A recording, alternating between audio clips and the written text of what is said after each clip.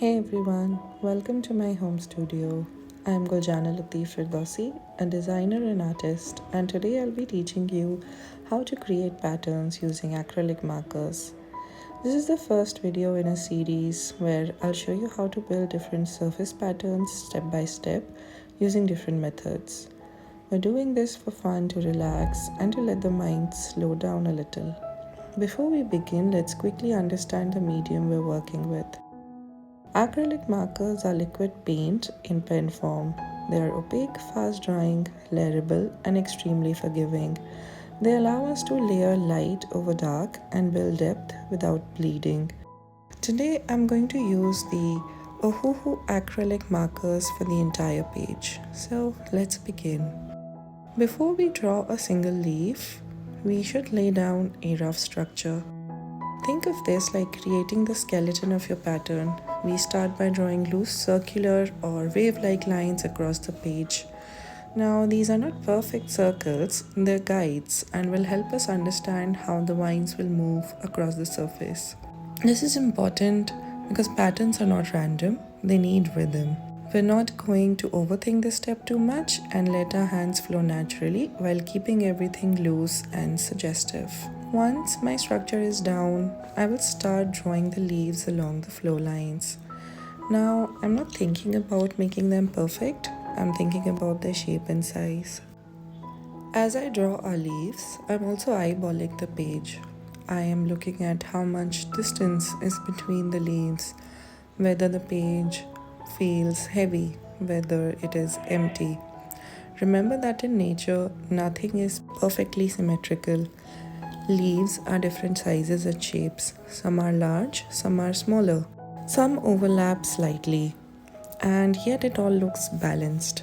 The unevenness is actually what makes this beautiful, and that is what we are trying to mimic in our work. At this point, I realized that turning my sketchbook helped me work better. This helps me regulate my hand movement and create the leaf shape properly. When we get to the corner of the pages, remember that this is an endless pattern, so the leaves are propagating even from the other directions. Thinking about the direction from where the leaf is coming and going is also important. Here I am filling up my leaves haphazardly as though they are growing from every direction. While drawing these leaves, I am also intentionally leaving small gaps. These tiny gaps will become breathing spaces, which we are reserving for flower buds. If you fill everything with leaves, your pattern will feel very suffocated. This kind of pattern is all about spacing your design evenly and letting the elements breathe.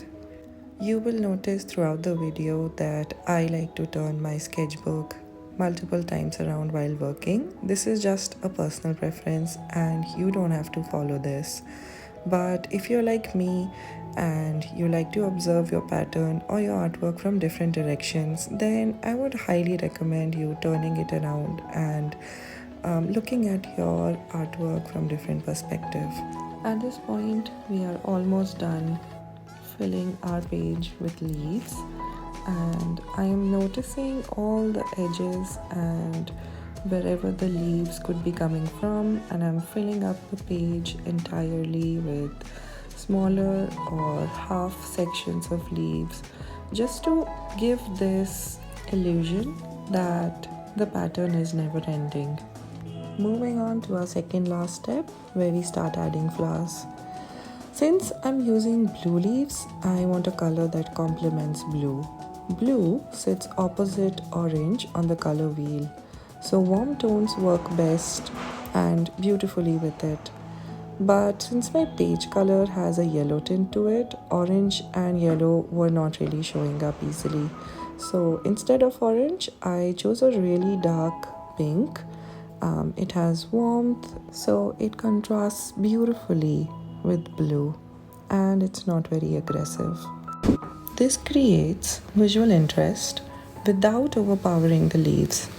Whenever you choose colors, think about whether the color is cool or warm. Do you want harmony or contrast, or is one color too dominating? Cool colors like blue recede visually. Warm colors like pink pop forward, so the buds naturally stand out. Now I start adding small strokes for buds. They're tiny, they're delicate, they sit near joints or in small open spaces. These buds act as connectors across the page. They help unify the entire pattern. Once everything is filled, we will add one final detail. With a lighter blue, we will mark the center vein of each leaf. This is very subtle, but it gives the pattern some dimension, and even though this is a flat graphic pattern, that tiny highlight creates depth and interest. We don't need heavy shading, just one stroke is enough. And there you have it, your own cute pattern in your sketchbook. If you enjoyed this, subscribe for more pattern making videos and creative breakdowns. See you in the next video.